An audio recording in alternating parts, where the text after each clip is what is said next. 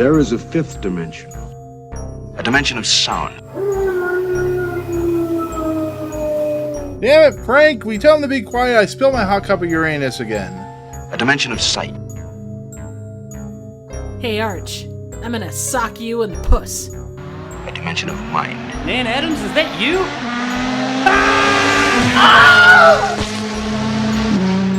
Next stop, the Twilight Zone. What's going on, everyone? Welcome to the Fifth Dimension of Twilight Zone podcast. I am, of course, your host, Nick. Jacob's still waving. Is your hand hurting already? Is it waving that for? That's what she said. Oh my god! And we've been demonetized already. Yay! Mission accomplished.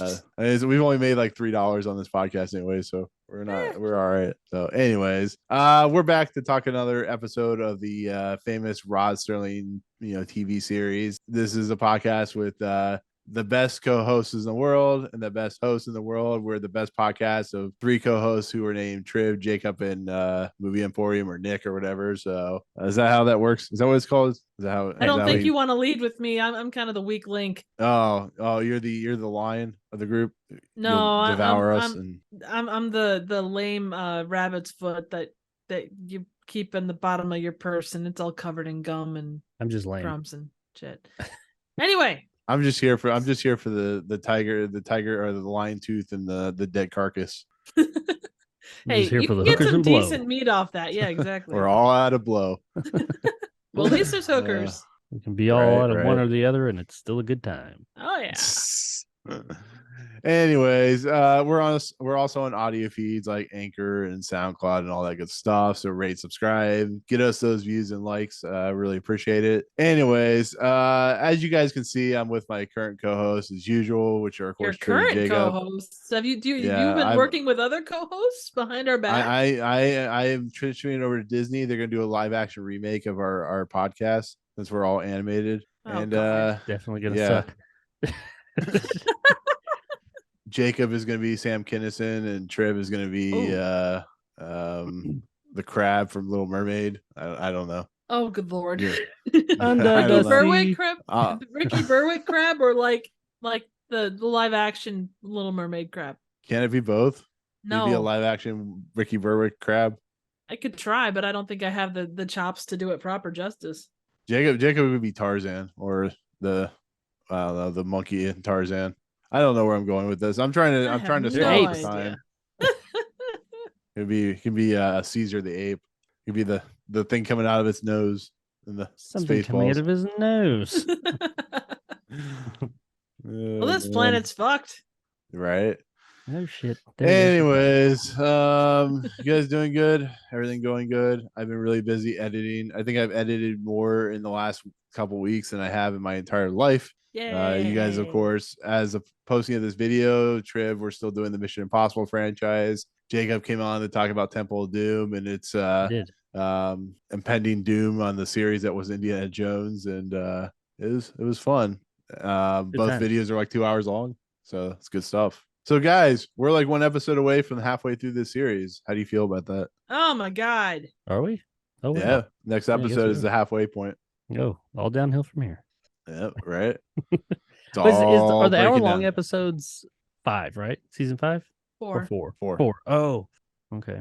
So I won't be able to. Yeah, and certain people have started watching season 4 and told us that we should skip season 4. And I agree, but we have no choice. Triv won't let me skip Jezebel. She's like, "Go for it." Oh, given some of the episodes we've been running up on, we maybe should have considered skipping season 3. Hey, there's good shit here too. There is.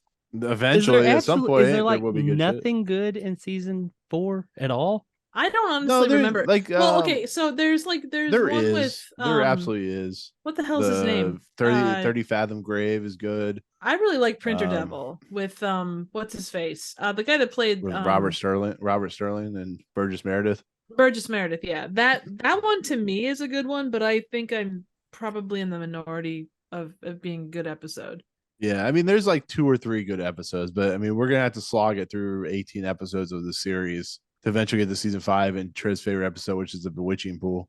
Oh God, how many? I think that's everybody's season 4. Is it 18? It basically boils down to there's 18 episodes, but it boils down to 36 total. So it would be like just a regular season. Just because it's they're the 18 same episodes. because they're an hour. They're twice as long. Yeah. Yeah. So Well, and they probably will feel like twice as long. So I mean, they are literally twice as long. yeah, that's what she said. you did. I didn't say you were twice as long. I said they were twice as long. Oh yeah. Oh, good Lord. Should I just leave now? I mean, I feel like leave me alone with my thoughts. Yeah. Okay. Anyways, so with that said, this episode, it's a thing. It's a thing. I thought last week's Still Valley was the worst episode I've ever seen. I think we found a new winner. We'll talk about it, but I think I personally, and I'm gonna stick by this and try to vote for it. I think this is worse than Trouble with Templeton on every level imaginable. I think this is an episode that I mean, you can not like it all you want. That's you can bring that up and have as your video. Anyways, I'm not lying. I think this is the worst episode of the series. I really do. I think this is this episode is insulting to my intelligence in every form or fashion. I don't know. It's an episode I don't want to talk about, but we have to. So anyways, that episode is season 3, episode 12, which is called The Jungle. It's directed by William F. Claxton, written by Charles Beaumont. Production code 4806, air date December 1st, 1961. Stars John Dehner, Emily McLaughlin, Walter Brooke. I had heard this episode wasn't very good. It's very low on Pace Magazine's episode. Like 14 or something, yeah. Yeah, it's pretty low. It's an episode about superstition. Rod Serling was apparently was not into the belief of superstition at all. He was kind of this character. It's I don't know. You guys go ahead. Tell me like your thoughts going into this episode. I have so many problems with this stupid ass episode. Sorry, go ahead. No, knowing that Serling has this belief and seeing where it goes, like I watched this and then I looked at the trivia and saw that, and it's like that almost feels counterintuitive to like what was going on. And I know that it's not about that, but I don't know. It was a weird. It's kind of it didn't work. That's an understatement, Triff. It not only did not work, it was almost kind of racist. It got into like some racist territory. I don't know. It did some weird shit. I don't know. I don't know where you take that. Like where does that sit in the I don't know. Anyway, go ahead, Jake. I mean, going into the episode, I didn't really know anything, so all that I was thinking about was, welcome to the jungle. We got fun and games. We got what you want, honey. We know your names or something like that. Hey, if Axel had come out and started singing that, I think that would have given us the greatest episode ever. It would have made this episode. If literally he came out and just started singing the song in the middle of the road, and then maybe like disappeared like as he turned around or something like that, that'd been great. But and then have like a whole bunch of people flood the empty set and they start like dancing behind him like Michael Jackson. Definitely. Jungle, welcome to the jungle. And they all like. I will say I think that there's parts of this that work. Like we'll get to it, but I think there's like the base of this works, but where it goes is I don't know. It felt like there were a couple of things that were I don't know. I'm torn on this one. So my final notes after watching the episode, as I was taking them, I wrote, okay, so I like what this episode was trying to do, but it wasn't totally successful in my opinion. Yeah. That's nice of you, Jago. Man, you're real nice for this. This might go down as like one of the most controversial episodes for us because I hate this. I hate this fucking episode so much. I can't stand this shit. I also said that about last week. I dislike this with a huge passion. Where I wish they would have burned it in a toilet or burned it in the fire. Burned it in a toilet. Holy shit! Had it eaten by a lion. I don't know. I mean, so number 24. It's an episode. Give it to what's his face in the Twilight Zone, the movie, the first one. Give it to the racist guy. Just have him take it to Nazi Germany and be destroyed or something. I don't know. I'm curious to hear because you've made that comment. I'm curious to hear what when we get there, what maybe I was just totally oblivious to what in it was racist. Are you talking about this episode or the one with the racist guy in the movie? This one, that okay, was pretty clear. Yeah. Yeah, I was gonna say. I was like, Jacob, man, I know you're smarter than that. No, okay. Is the guy? Is it the thing in the window? It's the thing in the window. It's just the nature of like the idea of like these people are trying to. They think that the people in the other countries, Africa or whatever, are kind of like simpleton, stupid people, and it's just a lot of like weird 60s mentality that plays off. And that's probably my own personal feeling, because it just I the get where you're idea. coming from. Yeah, it's not like super racist, but it feels like it was being a don't know. little of its time, and it just feels uncomfortable to watch. Like the guy in the window that we see, it's like I don't know. He like it just feels super weird. I think like that was he's just afraid of the oddly black guy done or something. because it was a real person. Because that was Yeah. supposed to be some type of exhibit, or not exhibit, but like It was a costume shop. Yeah. The other stuff, like their view of like tribes and stuff, non-developed countries and non-developed portions of countries and how corporations treat them. That's the same today. Yeah, no, I know. Not Like, much has changed there. no, And like, yeah. I mean, guess I technically it's racist, but I mean, I think it's mainly more. I never got a vibe or feeling of it was because of their race. It was more because of their, in their minds, their simplicity. I'm not saying that makes it better. The fact that it was just- they were Yeah. they weren't at the Yeah. same technological place as the guys that were coming in, and Yeah, they were doing the whole like the this is whole, gonna work for them. yeah, exactly. This is gonna be so much better 10 years down the road. Yeah. But there's still like you've got people that have a very close connection to the earth, and Well, they're saying don't do this shit because Well, it's theirs. You can't Yeah. just come in and take it because you Right. want it, and that's exactly what they did. So, I mean, yeah. Well, no, but it's like Hurt some lines. every shaman is like a voodoo witch doctor, and you know Mhm. they always leave carcasses outside doors. It's really Well, I weird. mean that's part But of the most- that's part of the quote, and not to say it's religion, but that's part of Culture. the culture, the curse. And Yeah. I think depending upon how you look at it, yes, you could see it. I can see where you could see it as racist, but I don't think not everything. I don't know. was Star This is Trek, just, maybe I'm reading it wrong. Maybe I was No, just so I upset by this think- episode. I'm here's- like, I don't think you it know was what, supposed to be fuck it, seen it's- as a positive either, though. No, Well, I think it is absolutely. supposed to be seen as a negative. I just don't know if it was racist No, in I- that traditional I sense. I was probably just so angry with this this episode. I'm like, you know what? Fuck it. It's racist. That's it. It's racist. I'm done. I'm out. I'm the white guy who said, no, I'm just kidding. No, the real but race, here's- the oh, clear, go ahead. the clearly the hold on a second. The clearly the racist thing in this episode is the fact that Rod Serling's not wearing a tie. I don't know what he's thinking, but He wasn't last week either. makes me feel uncomfortable. I noticed that last week. I thought about saying something, but I was like, "Is this the first time he hasn't?" And he looks like he was like, "Fuck this! I don't even have time for a tie." He's so exhausted.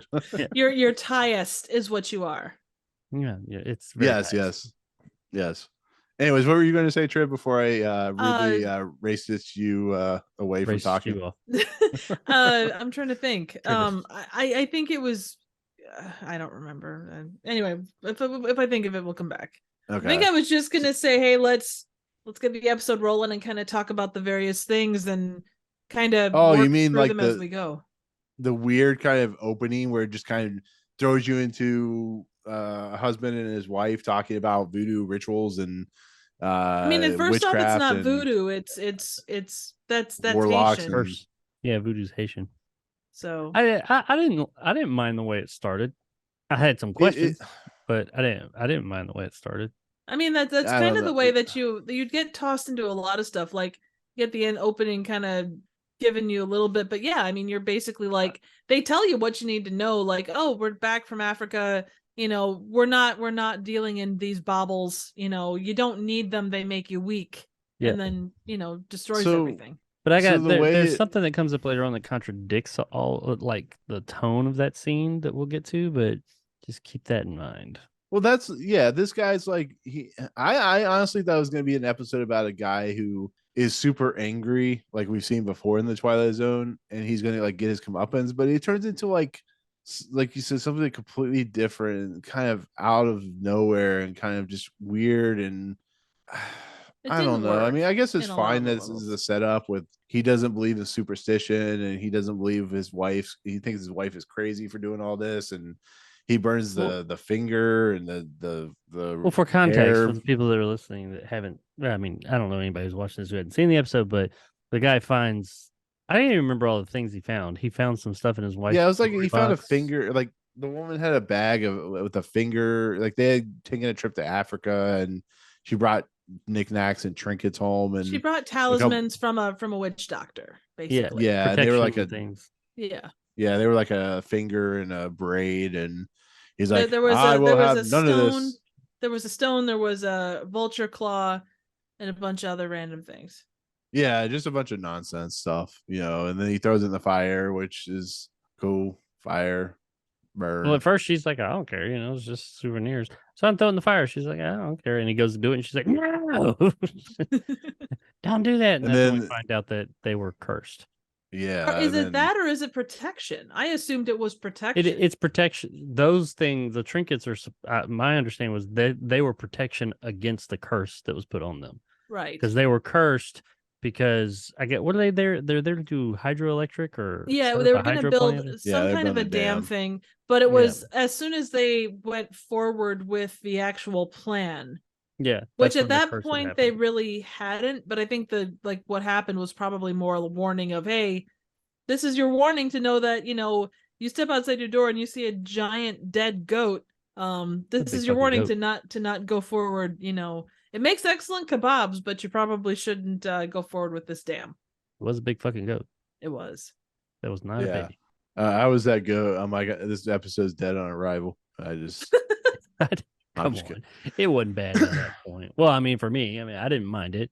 I will say it was fine. I at this point I was like, this is fine. This is not the worst thing I've seen.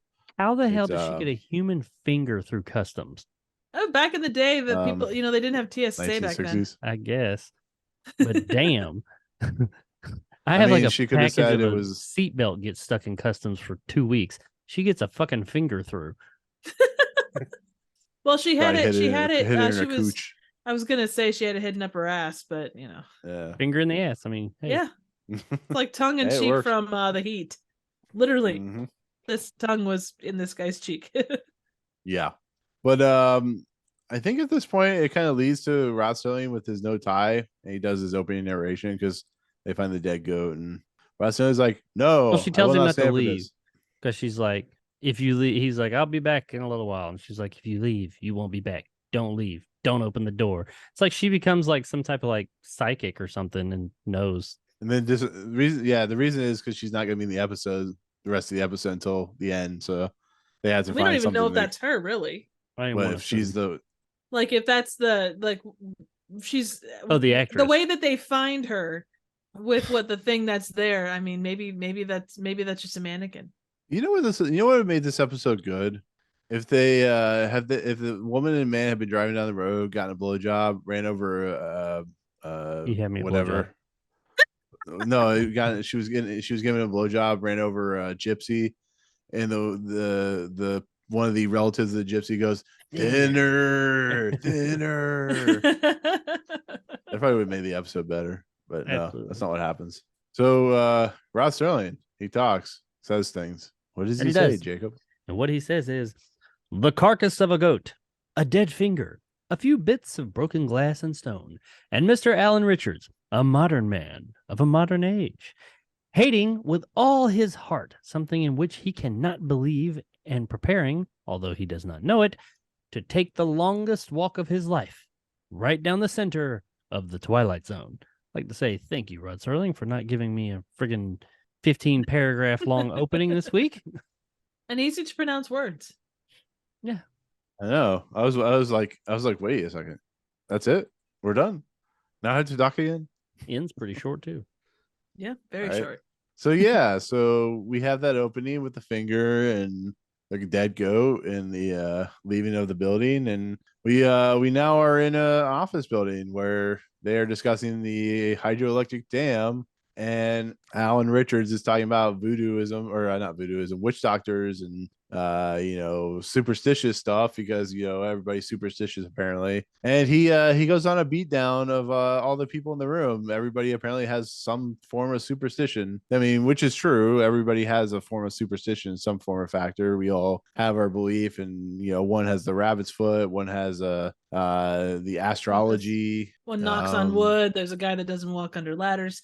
I did enjoy how they were all dressed in like not tie and tails, but they all had like the fancy bow ties, like they were going out for a fancy supper. Yeah, I like this part because I did know it presents a problem for the narrative thus far, but I did like how he said because they were like, "Are there any problems with the natives?" And he was like, "Well, the witch doctors, they're Navi. What do you expect?" Yeah, the witch we're doctors trying to get unobtainium. Well, they're all like, "Witch doc, get the fuck out of here! Witch doc, come anyway." Moving on, and he's like, "No, don't laugh about it. I've seen some shit. I've seen there's something to it. Maybe it's not witchcraft, but there's something to it." And they're laughing at him, and then that's when he goes around the room and he's like, what's this? What time is it? And he's got the rabbit foots on, and he's like, "You carry around a dead rabbit's foot. I mean, you for luck. You don't think that that's similar?" And the one guy's like, "Oh, you don't go under ladders, and you astrology and all that." And I thought that was a pretty neat way of getting the point across that, hey, yeah, you laugh about these people because you view them as like lower, but you're doing very similar things, or at least engaging in those beliefs. Well, superstition. I would say superstition is fine, like in context when you're telling a story. But the way this story goes with that superstition is just so laughable. Like here, this stuff's fine. I wasn't really hating what the episode was doing because I understand the concepts of superstition. It works in the Twilight Zone. It's a very real thing that people believe in. People that want to win the Super Bowl or a sporting event, so they'll like not clean their socks or grow their beards out or something like that. Yeah. It's just where this episode goes through that really kind of pissed me off a lot. Well, so. Yeah, I mean, you will get to that, but the problem with this scene is that it's like all of a sudden, what's his name? Is it Arthur? Alan, our main character, defending this stuff and like saying, "Hey, don't fuck around with this stuff. There's something to it." I'm not saying what it is, but there's something to it. You don't need to screw around with it. But in the scene right before that, his wife was saying, "Oh, I've kept these trinkets because of this curse of the same stuff," and he's just like, "Fuck that! That's some bullshit. We're not going to be held down to that. This fucking horse shit, every bit of it." Then the very next scene, he's sitting there defending it, saying, "Oh, you better listen. Don't take this shit for granted." Which is it? Does this guy believe in it or not? Well, that was my big problem with it too. It's like the narrative doesn't stay consistent with one of its key messages. Yeah, definitely. With one of its characters for sure. The message I think is the same, that people take it for granted or don't believe in it, even though they believe in their own. But our main character is flip flopping all over the place. And maybe he thinks for others, like he'll chide others about it, but when it comes to his own people, like him and his wife, like that he holds them to a different standard. I'm just trying to think of what it could possibly be, because he's not consistent with that at all for these first couple scenes. It feels like there's just not a lot thought put into the story. It feels like Charles Beaumont, once again, he wrote a story, and it just feels like they wanted to present a fun little kind of horror story about a guy who starts to experience like the true nature of what it's like to lose something that he feels that will keep him safe. And the idea of like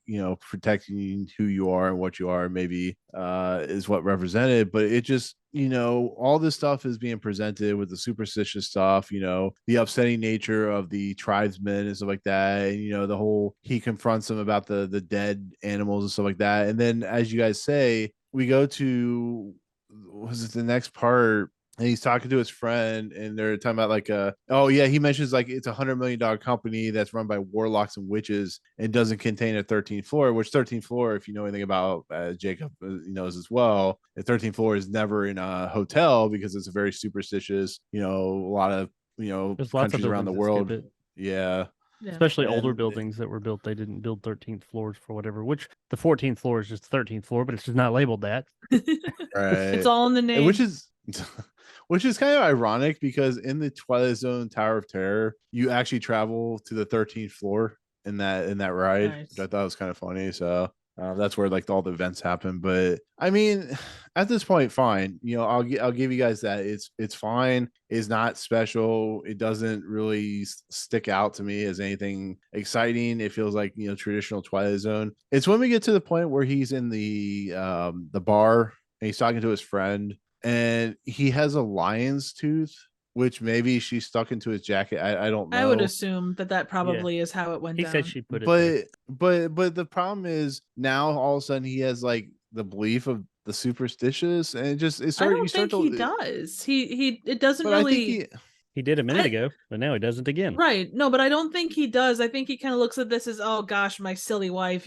she's trying to protect me, but I don't need it because it's just a ridiculous superstition. It's something I didn't burn, essentially. And like, until stuff happens to him out on the street, I think he starts to get like the notion that there might be something to it. And that's when he looks back into the bar and sees the tooth sitting there. Either that or he rolled on Jumanji and, Exactly. that's what I said. When I read about this episode, I'm like, oh, this is, as you said, it's just Jumanji. I was waiting for like Robin Williams to start showing up, and I'm David looking Allen at my Greer. notes I took, and I straight up said, because he takes, he pulls up the lion's tooth, and the guy's like, what's that for? He's like, protection against lions, I guess. And he leaves it. And it's sure, I actually wrote this comment as soon as he pulled that out. But then after the scene, they leave the bar, and he the camera focuses and has the music on the lion. I think this is the act break too, on the lion's tooth that he left behind on the bar's table. I wrote, well, that does it. He's going to be eaten by a lion in the end.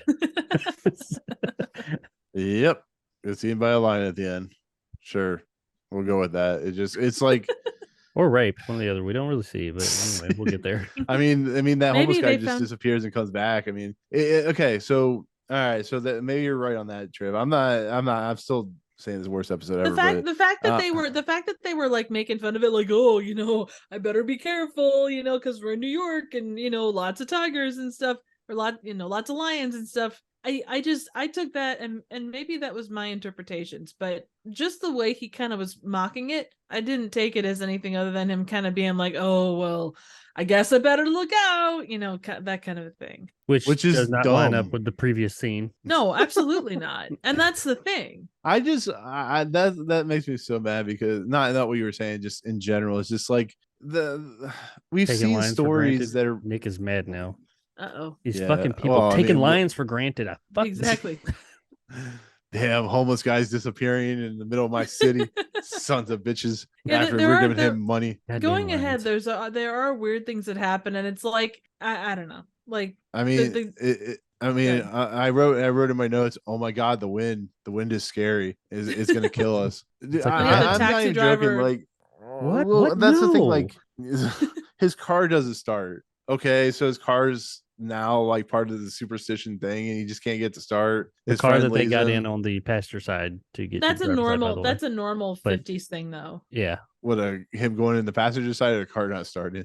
Well, it's a normal thing for larger cities where they would get in on passenger sides, but a lot of cars back then had bench seats, so you could just slide over. Yeah. Oh yeah. That I have no problem with that. Like him getting in the passenger, I'm like whatever. The guy's probably drunk anyway, so he probably he probably was a homeless guy, so he probably just died. Oh shit! I'm not in Europe anymore. He's like trying to start the car, but I think he probably flooded the engine or something like that. And he goes back to the, as you were saying, he goes back to the bar and the two sitting there. So I'm like, okay, so maybe we'll see something will happen where he's gonna, the lion stalking him, and we see the lion like shadows or something. No, this episode is too poor, and it just has nothing but voice work, or not voice work. Maybe it was like Mel Blanc doing the voice work, I don't know, or something or whatever. And we just start hearing monkey noises and lion noises in the wind. That's stock jungle noise number 7. Are we sure it wasn't Mel Blanc? Are we sure it wasn't Frank Welker? Sure. Was it Frank Welker? Was Frank he alive? Welker did a lot of voices. Yeah. Oh yeah. He started doing voices for like Scooby-Doo in the 70s. So yeah, he would have been around. I'm sure he probably, I don't know how much he did before then. Oh yeah, he was born in 1946. So I mean, maybe he was doing the noises. So what were you thinking? This is the act break, and you usually ask, what'd you think of up to this point? Because I know you guys like this episode more than I did, so I'm assuming that you guys. Okay, that's like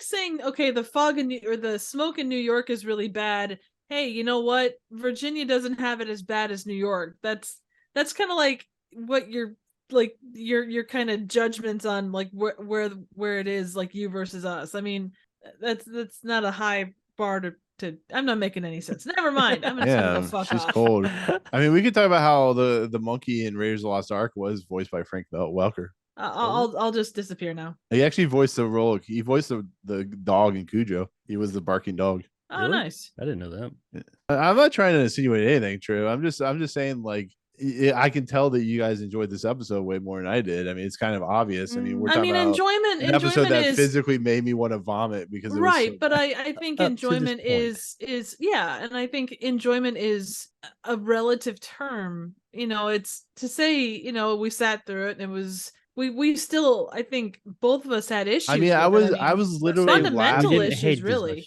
Right, exactly. Yeah, Well, I was literally laughing my ass off through the second half of this episode because it was so preposterous. Well, like, it was like you liked it making more me then. angry. The first half, I mean, my biggest issue with the first half is how this character flip flops from scene to scene. Agreed. He's like a new character every scene. And the 3 scenes we get, but beyond that, because I am willing to look past some things if, you know, the narrative's good and we get something good.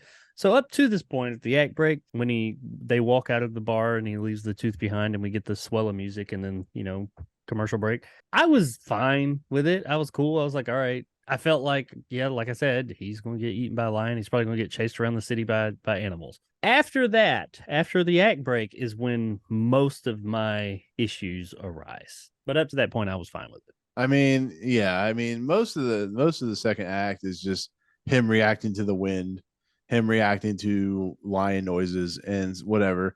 Once the New York again, Zoo calls him. Yep. Yeah, and there's exactly. the cab driver that randomly drops over dead. Oh, well, no. We're gonna get there. Get that. I haven't. My he point needed is Viagra. Well, no, but that's the problem. Like, okay, so you have him being chased by animals or whatever. You show animals, even if you have to use stock footage, have something, not just stock animal noises. It's stupid. It makes it look cheap. But here's the thing. Here's the question. Here's the question. Do you take this from a very Twilight Zone perspective and say, okay, is it a supernatural thing that's chasing him, or is it in his own mind because he's so... I wouldn't have wanted to see him being chased by lions or whatever based on the, like, regardless of budget, because I feel like that cheapens what they were attempting to do. You're talking superstition.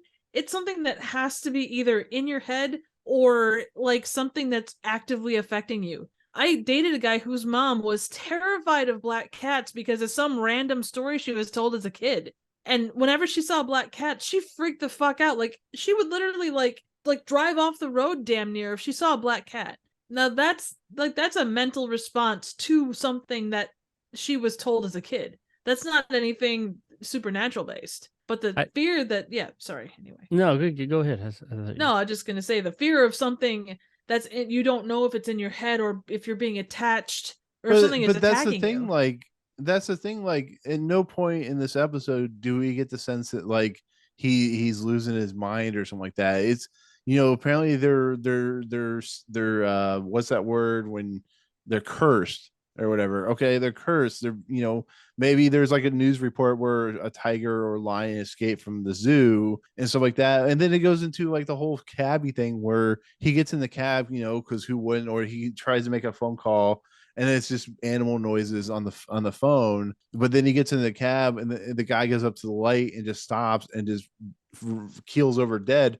What the fuck does that even mean? Like, what is the logic and reasoning behind that? Because you're getting into like, it's the same thing with the homeless guy. Like, what I could here's how I would look at it. The noises, if worked properly, it could be cool. Like, maybe he goes into Central Park or something like that, and as he does, he actually does go into Central Park, but maybe it starts to turn into like an African jungle or something like that, and he gets lost in a Twilight Zone like style. Yeah, similar to like something like, like that episode in the movie. But here it's just him walking through the city. Maybe there's like, you know, noises coming from a TV or something. It's just really weirdly put together and doesn't make any sense. And once again, we get to the, like I said earlier, the cabbie sequence. It's just like, is this really what you guys are telling me? What are you guys trying to tell me here? Like, you're trying to tell me about a story about superstition, but you have a cab driver who falls over dead. Like that doesn't even make any sense. And it's the same thing with like the homeless guy. The homeless guy comes up and he, is asking for money. Like he's asking for money. Cool. He's asking if the guy can hear him and stuff like that, or he can hear the noises. And he turns around and the guy's gone. Okay. Maybe he's transporting into the jungle or whatever. And he's transporting into another world, but no, the guy just disappears and he keeps hearing noises. And it doesn't make any sense. Like it doesn't have any logical reasoning behind any of it. Just him running away from noises. Like, so there's a lot to unpack here. Absolutely. Well, I mean, it could be like On the- maybe he's in an insane asylum and he gets attacked by a lion in the sand. I don't know. Because we're skipping around a little bit. I want to comment on the cab driver. I mean, go ahead. Absolutely. And then the animals. I'll sit back. The cab driver, I too was like, okay, I didn't have a problem with him keeling over. I thought it was odd. It was just like, oh, he's just not. I mean, maybe if he looked away and then looked and like the cab was empty or something, whatever's going on there. No, this dude just like, he's like, hey, buddy, the light's green, and he touches him and he falls over dead. Okay, I'm with you still, but all right, fine. I don't get what's going on here, but whatever. But he seemed like suspiciously cool to have just discovered that the driver suddenly died in front of him. And he just gets out. He just gets out of the cab and says, well, I guess I'll walk. He's never, ever like, holy fuck, this man's dead. Or he just died in front of me or anything. He just gets out and walks off. And for like 5 minutes after that, for the next scene, I guess, with the homeless guy and the window, the shop window and all that, the cab is seen in the background with the door open, just sitting there with the lights on at a light. And he's just like dead guy back there, but whatever. Let's move on. Hey, I'll pay you some money to walk through the park with me. On the animal thing, I agree with both of you. I think you're both right. I do agree with you, Nick, that the second half of this episode is eventfully uneventful. Like the whole until the last like 30 seconds of the episode, things are happening, but nothing interesting, nothing of note. I think we're supposed to be led to believe that that the animals are chasing him or something, or at least he thinks they are. He keeps hearing, that's all it is. He hears animal noises and then he runs and he just goes all over the city like that. And he encounters the homeless guy and wants to pay him to go through the park with him.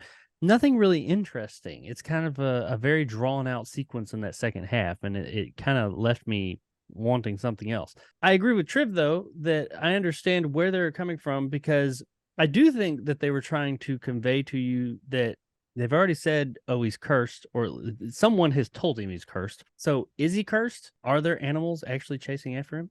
Or is it all in his head?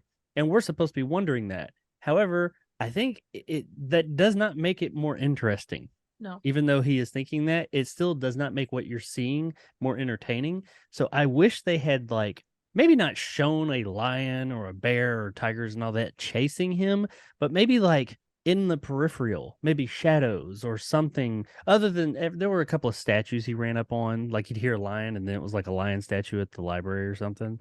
That didn't do it. I mean, maybe like see like a shadow or out of the corner of his eye, see something, it turns and it's something else, like a lot of that kind of stuff. Like you see in movies when people are like in the bedroom and it's dark and they're like, there's a person standing there. They turn the light on. It's actually like a code or something, stuff like that, that makes you think, oh, look, there's a monkey, but then it's something else.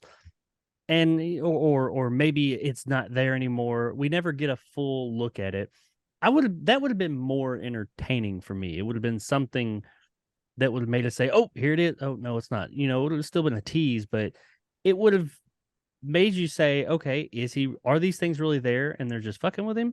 Or is this all in his head and he's just going crazy? Is the idea that you've been cursed actually driving him insane? I don't think that they did a very good job with that. No, absolutely not. But okay, so he's been cursed, and then he complains about the superstitious stuff, or like later on. There's like inconsistency with his character when it comes to. Oh, absolutely, sure. Absolutely. And even the nature of like, and I don't mean to interrupt, but the nature of the things that happen. So his car doesn't start, the phone is out of order, he hears noises. Like some of that stuff is like coincidental. Like, okay, hearing things, the car doesn't work, so something could have happened, the phone's out of order, damn the luck, but then you get stuff like the driver keeling over, the random like homeless guy disappearing. that stuff is like that they weren't consistent with the type of things that were happening, you know? And why The would it homeless guy may affect have like run that poor off schmuck, you know, the 'cause he's poor like schmuck crazy. behind the cab? It's like, damn, he deserved to die based on this asshole? Come on. The cabbie dying thing is just kind of like, what just happened? The homeless guy disappearing, he may have just run off because this dude was talking crazy. True. I was cool with that. The cabbie thing is just like weird. I think it would have worked a lot if they had changed one simple thing. It still would have had its issues in the second half, but it would have Right. helped with. So one of the things we all keep going back to is that this character, our main character, is so inconsistent from scene to scene, especially in the first few scenes. If instead of him saying those things in that boardroom, one of the other people did. If like everything when they said, "Are there any resistance to the natives?" Oh yeah, it's the witch doctors, but you know they're witch doctors, and everybody's like, "Ha ha ha!"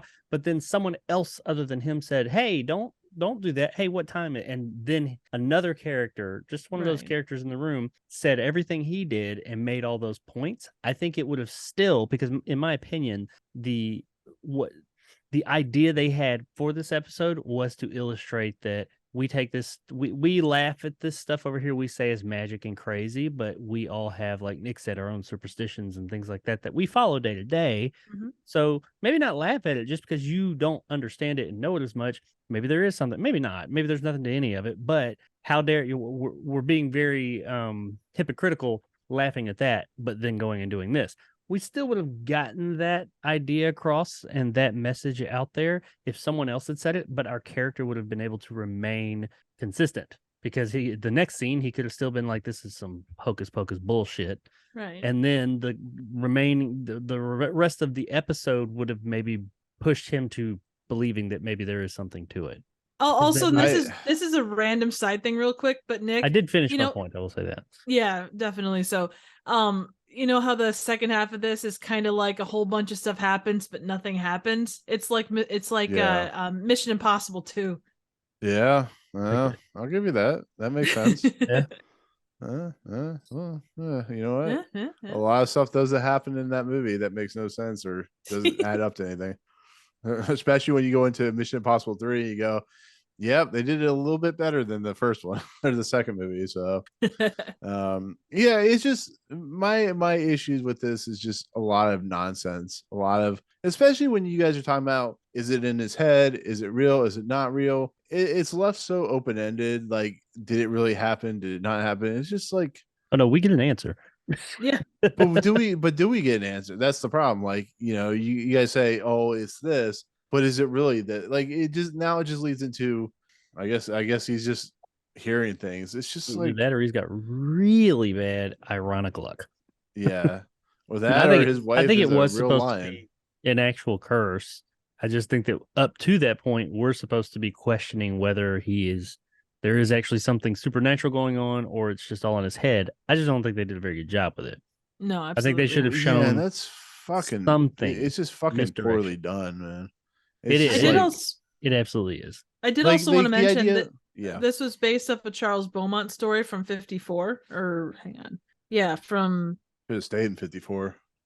from a 54 issue of a pulp magazine. So I mean, being that it came from a pulp magazine, they probably weren't Hey. 100% and I know I'm not giving this an out. I'm just saying from that Well, perspective. no, but that means it should have worked better in the 54. No, are you I kidding? mean, it should have Pulp worked better in magazines this. made no goddamn sense. Well, no, but some things work on the page because you have your character's inner dialogue and things like that. You know what they're thinking, you know, and maybe it would have worked on the page of him walking the paranoia of just hearing things and not actually seeing them on the page. That may have worked great, but in a visual medium, it just, you need some type of visual. And like I said a minute ago, I didn't necessarily need to see a panther or a cheetah or anything like that.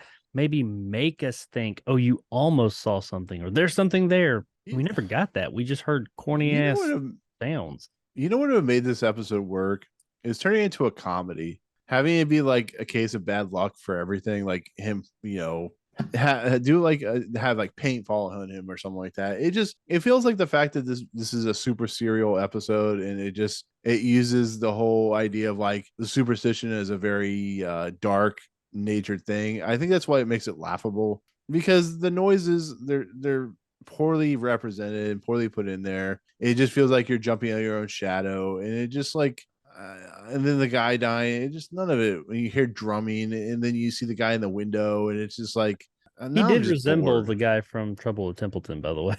Oh my god, he did. I looked him up, and he's actually the captain from The Lonely. Really? Oh Yeah. yeah, I guess that's true. Yeah. Oh yeah. Okay. Yeah. I see that. All right. Maybe he was just sad that his person killed the robot or the robot, and he was like, now I'm just hearing voices. Maybe the robot was getting back at Shot her him all over the face. Exactly.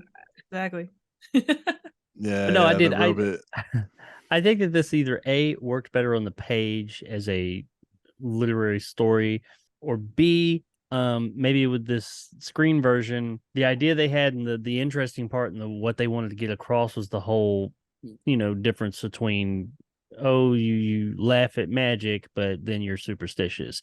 But they blew that load real early on, and after that, you're just left with that. You're left with not even ironic, I guess what they considered an ironic twist in the end, an ironic ending. That's what they called the lion. That was actually his name.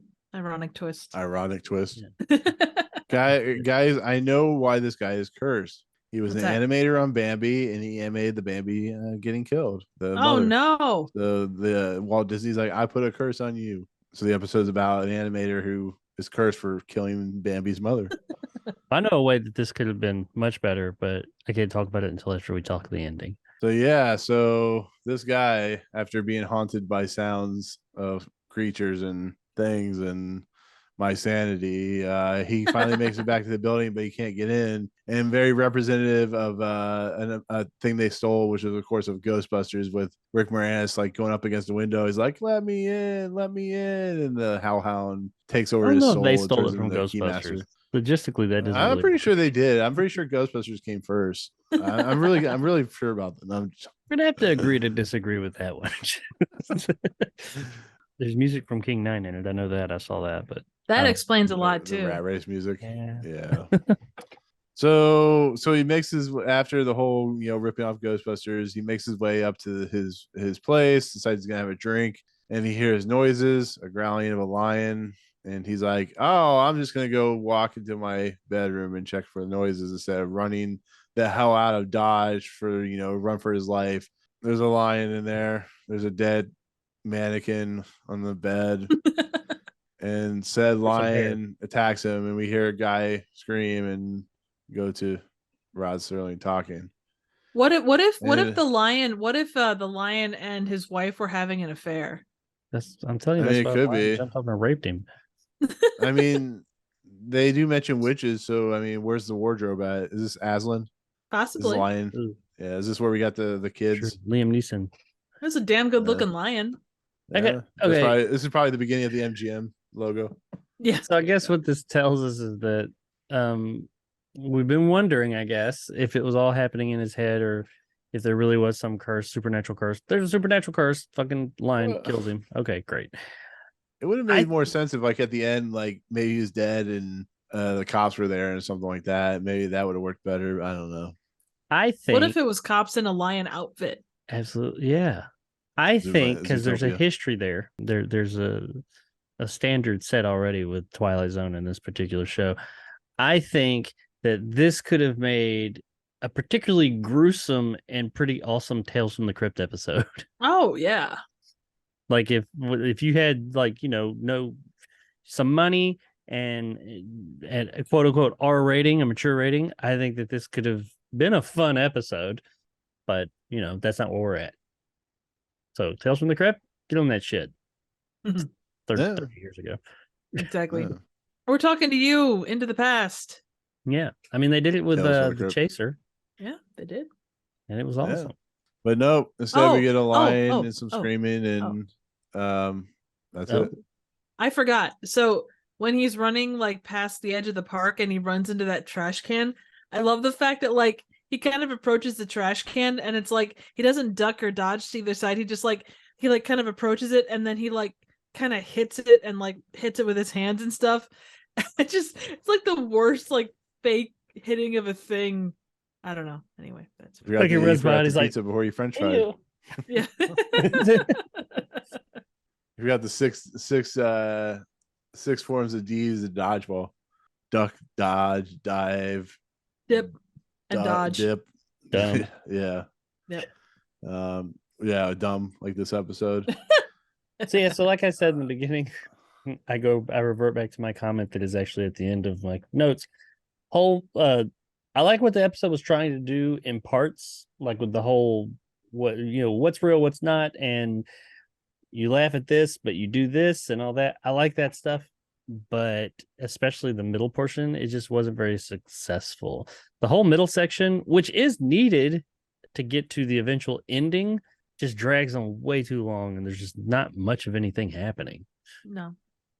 Well, the Wikipedia page has exactly what you would hope for in Tales from the Crypt. It says when he opens the bedroom door, he finds the lion on the bed as well as his wife's corpse.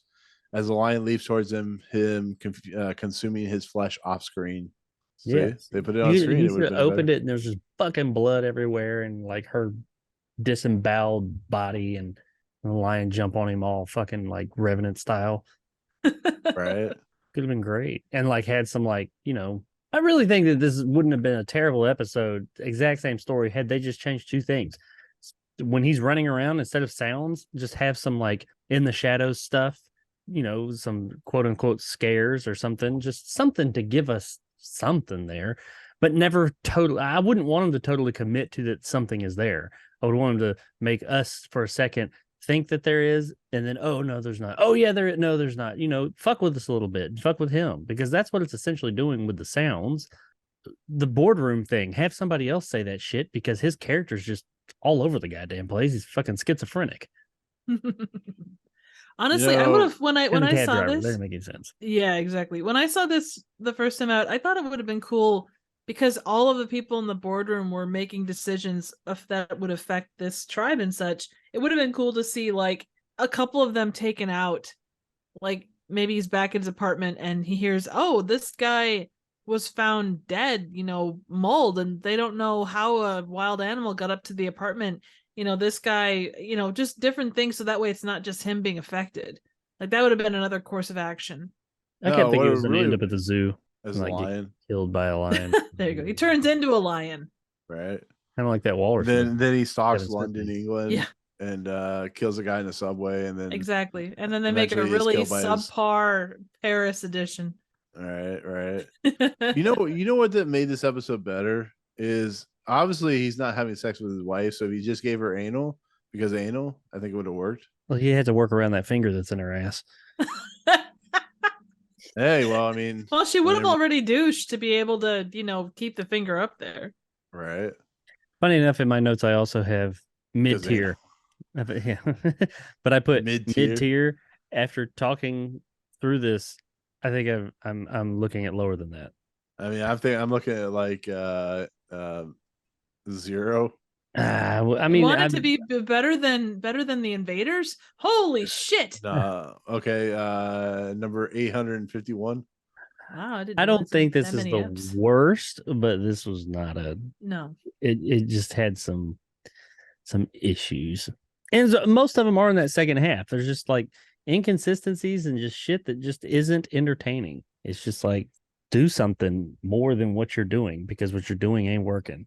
See, I'm going to say that the biggest issue this thing has is in the first half where he kind of flip-flops between flip-flops between like the two stances on superstitions. Well, it's got a bad start right there. Yeah. Where it's just like, what does this guy believe? Because he's flip-flopping all over the damn place, and then you go into this other stuff, you're already kind of like, okay, there's something up here, and then you go into this other stuff and it doesn't help. It's, I can take one or the other, but both of them put together, it's just like, all right, we got this flip-flopping guy, and then we got absolutely nothing fucking happening in the end. And so you get double anal going on. Yeah. DP. I do wonder, just from that perspective, like, and I guess I didn't look into it beforehand, but I wonder if that's something that you'd find on forums, like talking about the inconsistencies DP? in this For episode. Sure. Oh, absolutely. Absolutely. I mean, people that are into Twilight Zone are clearly into DP. Fisting? All of it, yeah. DADP or DPDA. Oh, God. Anyway. All kinds of yeah. vibrators and dick holes and just everything. Yeah. This episode just felt me up in the wrong way. That's I not don't know. good. Because anal, but in a negative way. That's not good. We don't Yeah. like negative because anal. Dead amputated finger anal. Oh, Right. That's like that's like the stinky finger. The stanky finger. Hey, honey, I'm gonna pull out the stanky finger. Do the Stank stanky leg. finger. Anyways. Oh, honey, is it our anyways. anniversary? You pulled out the stanky finger. I like how Jacob just puts up his thumb. He's like, Is that your stanky finger? Only doing the pop goes a weasel there. Like, grab it. Anyways, like a bowling ball. Do we have anything else we want to talk about with this episode before we exactly? It's like a reverse shocker. Do we have anything else we want to talk about in this episode before we judge it for just closing? Yeah, the reverse shocker. We need to get into that. I mean, do you guys don't have anything else you guys want to say on it? Nothing of note. All right, let's do the closing narration. Actually, I think we need to ask for replications or replication. Reparations. Sorry, I've had a couple beers tonight. Reparations for the cabbie's wife, because clearly, like him dropping dead, he didn't do anything to deserve to drop dead. It just kind of happened. That was just so fucking random. It was. I mean, the other stuff, I disagree with the way that it played out. I don't think that like the whole sounds and all that and his flip-flopping, but the cabbie just keeling over and dying, and then him just being like, huh. I mean, I know living in New York, you see some shit, but still, I feel like people would still be like, fucker just died. And he just gets out and says, well, I guess I'll walk then. Fuck. Dying on the job, you piece of shit. Well, especially in the 60s. Well, you know what the biggest offense of this movie, of this episode is? That city was the fact there's no one in the city. Where the fuck is everyone? It's all empty and shit. Like, I'm like, yeah, this is Twilight Zone. Ain't nobody in this fucking city except for animal noises and a dead cabbie, which is actually not that random. That never sleeps except this night. All right, that's why it would have been cool. Well, that's why it'd been cool if like he was actually in like an alternate universe, you know, in the jungle, like trees and stuff everywhere, except the see, that's the thing. jungle. I would look past that if something entertaining was happening during that whole section, but it wasn't. So since nothing entertaining was happening, we start picking apart everything else. Like, why is the city empty? Why is this bum just disappeared? Things like that. You could do all that stuff if you had something entertaining and interesting going on, but you don't. You just have this guy walking around like, ooh, ooh, ooh, ooh, ooh. That's it. Wow. Trash cans. I don't know. It's stupid. Anyway, let me close this. You know what's not stupid? Jacob's doing the closing narration. That's very true. That's not stupid. Some superstitions, kept alive by doing the long night of ignorance, have their own special power. You'll hear of it through a jungle grapevine in a remote corner of the Twilight Zone. That's how I like my it through the closing. jungle line. Welcome Raising to the jungle. California sunshine. Anyway. Woo, woo. Ooh, I heard it through the jungle line. California. This episode has gone off the rails, man. California love. Pretty sure it took place in New York, but whatever. Yeah. The Big Apple, the city that does sleep, apparently. City that never sleeps except here. Yeah. Well, I mean, in some very far off way, you could call New York a jungle. I mean, I think it's referred to. Yeah, it's called the Concrete Jungle. Yeah. That's what's because that doesn't make any difference in this one per se. So I'm gonna shut up. All right. So with that said, let's do it. Let's do the rankings list, Twilight Zone ranking list, the greatest list that Rod Serling would have loved, because he loves rankings and he loves people making fun of his episodes. So yeah. Why did you even send the first half? I don't know. It's just force of habit. I mean, you guys know where I'm not even gonna say anything. You guys know where I have this episode at. So you guys try to talk me out of this. You know why he did? You know why he sent the first half, Jacob? Because anal. Yeah. Well, I mean, Jacob, come on. You should 24. know by now why I do things and say things, and it's always because of anal. I'm not gonna. I mean, I go because I know you're going for last place. I didn't care for this episode overall, but I really dislike The Trouble with Templeton. So I have a hard time putting this under The Trouble with, or like lower than Trouble with Templeton. I'm definitely in that, the second block of episodes for sure, but I wouldn't say that it was The Trouble with Templeton was fucking terrible. It made no fucking sense. Till this day, still makes no fucking sense. But how about you, Triv? I'm kind of going back and forth with if it's better or worse than Still Valley. That's kind of where I'm starting. That was last week's. Yeah. Well, yeah, I should have Oh, just the sent you one with number the 76 on the chat. Should have been like, I realized I said it the first time, but my mic was muted, so you guys are seeing me going.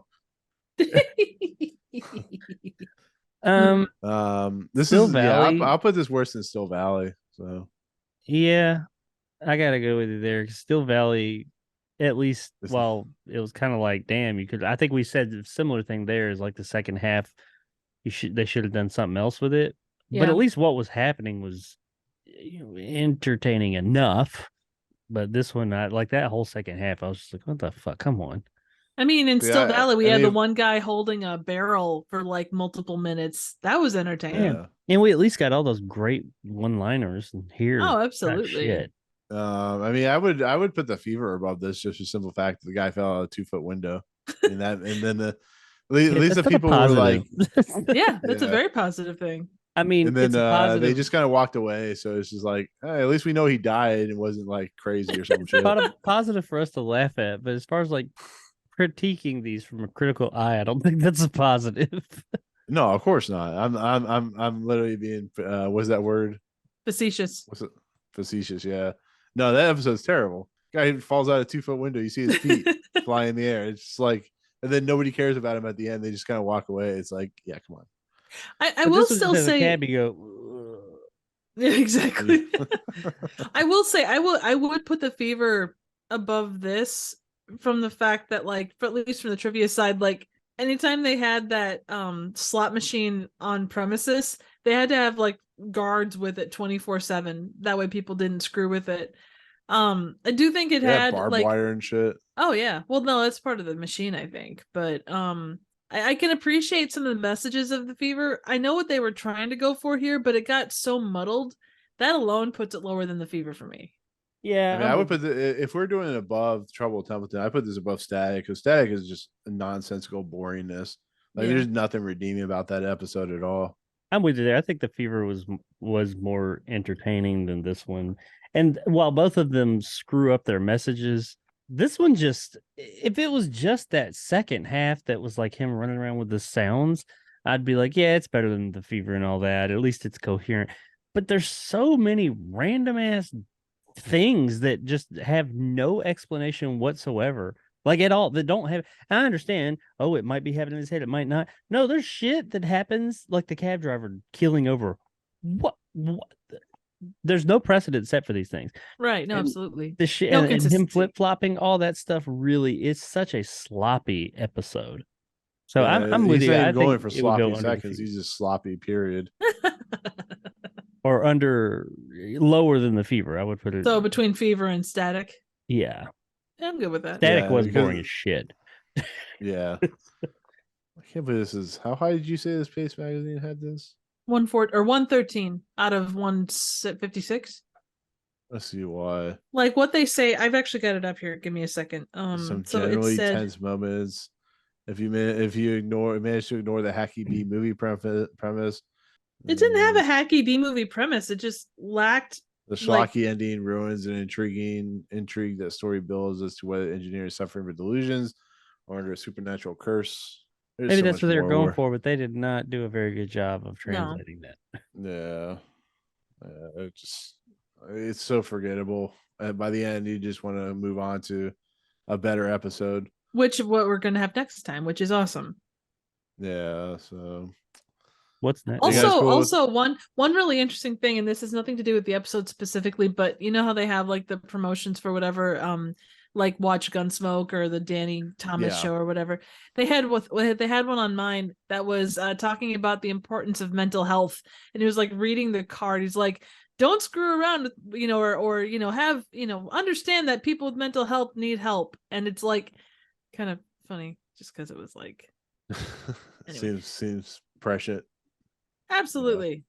Yeah. So, all right. So we're cool putting it there. Yeah. You guys good with that?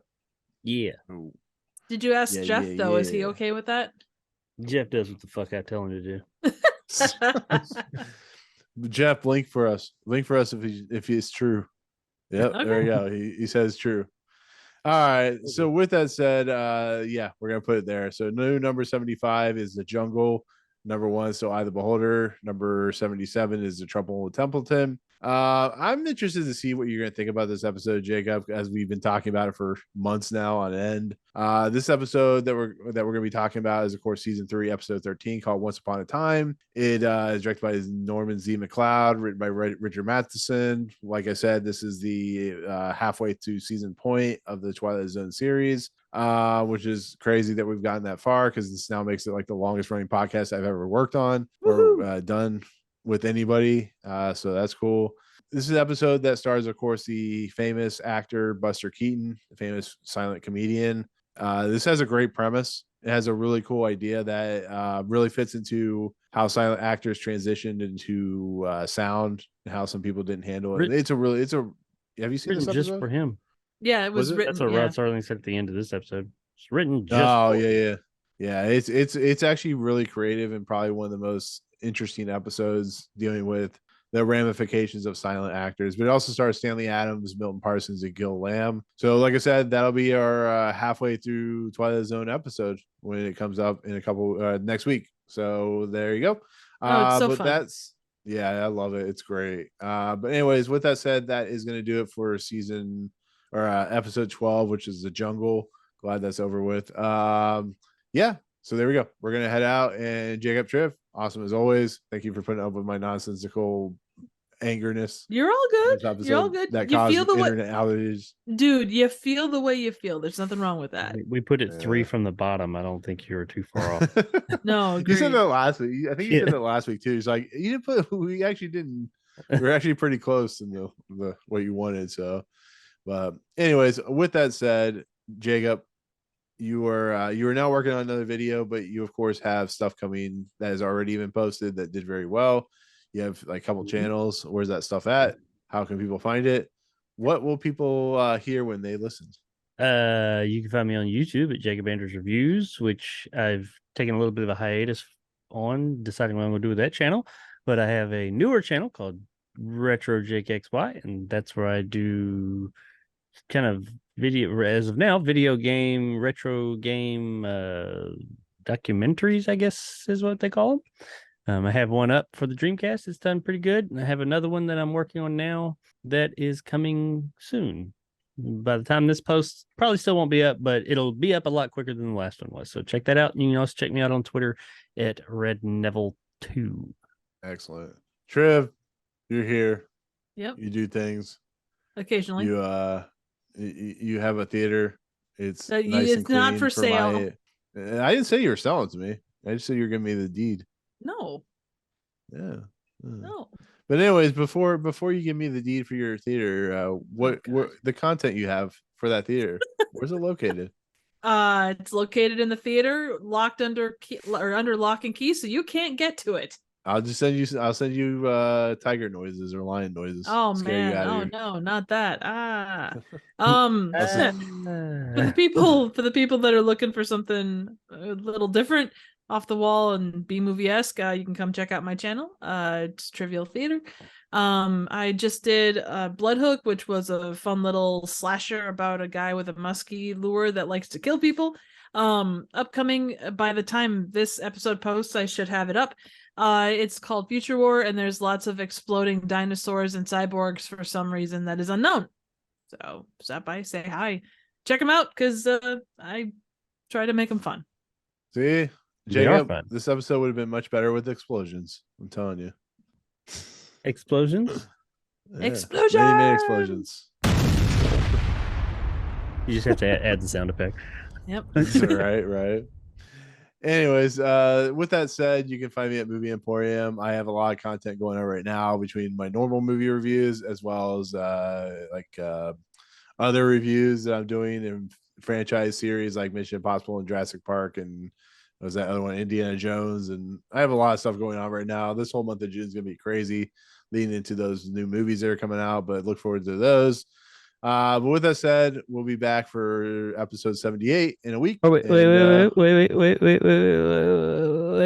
Concerning your channel, are we going to be getting a review of a certain movie that maybe you said you weren't going to go see, but you did eventually go see anyway?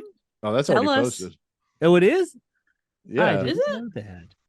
Oh yeah. shit. Oh yeah. The review they're talking about is Transformers. Okay. So No. anyways, without further ado, we'll see you guys next time in the, No. the Twilight Zone. Peace No, out, no, motherfucker. no. Okay.